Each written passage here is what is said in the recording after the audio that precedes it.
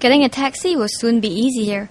Under the Land Transport Authority's new operating requirements, from January 2013, 70% of all taxis have to be on the roads during the morning and evening peak periods and reach an average daily mileage of 250 kilometers. This translates to around 8 to 9 hours on the road per day, 5 days a week. We can read it off the meter, and I don't think taxi drivers will really use that much mileage for their own personal use because they do have to make a livelihood.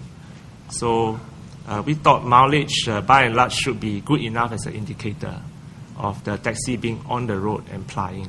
The companies, for those with this so-called mobile device, actually have GPS function. They know exactly, they will track per hour where are the location of taxis. Within that hour, the taxi location must change. As long as the location changes, it is considered they are moving on the road. LTA said they took into account factors like traffic jams and even rainy seasons when setting the 250 kilometer mileage standard. Currently, 80% of the entire taxi population clock at least 250 kilometers. In 3 years, taxi companies have to ensure that 85% of their fleet has to meet the 250 kilometers requirement. Based on these indicators, authorities will then evaluate if taxi firms are allowed to grow their fleet.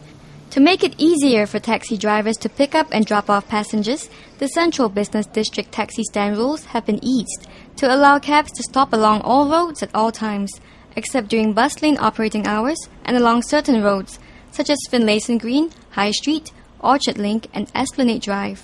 Yeah, I suppose the other thing we try to do is like the CBD rule, right? So right now, there are commuters who feel, how come I'm on the road trying to flag the taxi don't want to stop for me, and they either they don't know you have to go to a taxi stand or something. So we are doing a bit of freeing up that as well.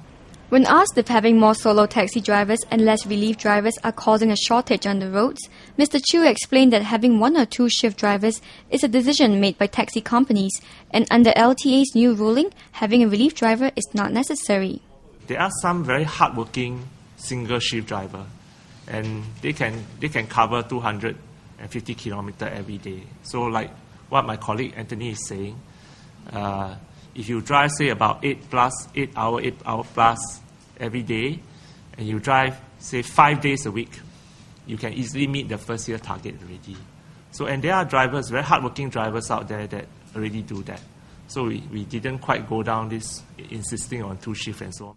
No penalties will be given during the initial implementation of the new ruling, but LTA is firming up details on a possible penalty scheme. In terms of the actual penalty, etc., that is still being firmed up. And of course, if we do move into clearly a penalty framework, we will announce it. I suppose a penalty, it will be a fine.